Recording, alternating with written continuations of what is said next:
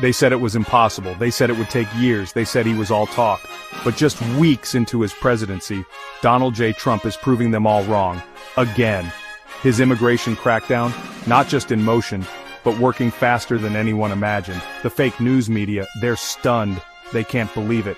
They spent years telling you Trump couldn't get it done, that he was weak, that he was a bluster. This is Trump at full speed on just immigration.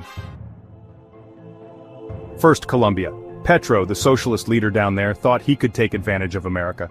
At first, he refused to take back deportees, very macho. But when Trump threatened increased tariffs and visa restrictions for Colombian officials, guess what? Petro folded like a cheap suit. Fast. Now not only will Colombia take back its migrants, but Petro is personally offering his presidential plane for deportation flights. But we didn't stop there.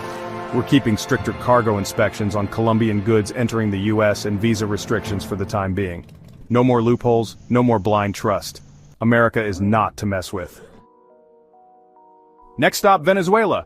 Maduro, the dictator, thought he could stand up to us. He refused to take back deportees, including members of the Tren de Aragua gang, one of South America's most notorious criminal organizations. These people are animals, folks, and Maduro wanted to keep sending them here. According to the Trump team, led by Rick Grenell, a tough guy, a winner, entered the picture. Maduro had a sudden change of heart. They ask us to trust them. Nobody pushes around America anymore. The result? Venezuela not only agreed to take back deported migrants, but also freed 6 American hostages. No endless negotiations, no weak diplomacy, just swift, effective action. That's how we do it. Then, there's Mexico. For years they dodged responsibility and played games with us, sending their problems across the border and laughing all the way to the bank. But Trump's America First policy left them with no choice. The deal? Control the influx of migrants and drugs or face stiff tariffs. And guess what? 10,000 Mexican troops have just been deployed to the border in exchange for a temporary tariff pause. Sounds fair, right? And just hours after that agreement, Mexico arrested El Ricky, a top leader of the Cartel del Noreste, responsible for drug trafficking and border violence. Coincidence? Not likely.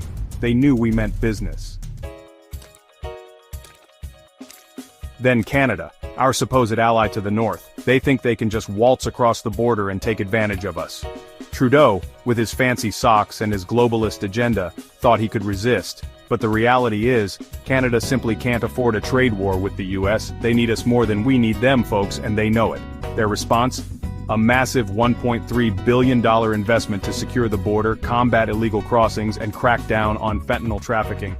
So now, instead of defying America, Canada is reinforcing the border, stepping up security, and proving once again that when America applies pressure, results happen.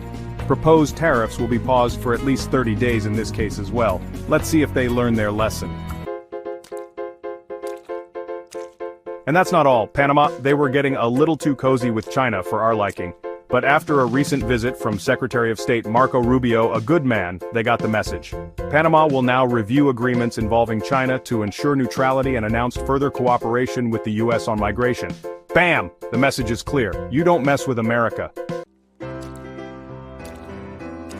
So, Colombia surrendered, Venezuela negotiated, Mexico acted fast, Canada finally caved, and Panama followed suit. The message is clear. Donald Trump is making good on his promises at record speed. We are finally putting America first. Let the world know, we don't need them, they need us. We won't be taken advantage of any longer.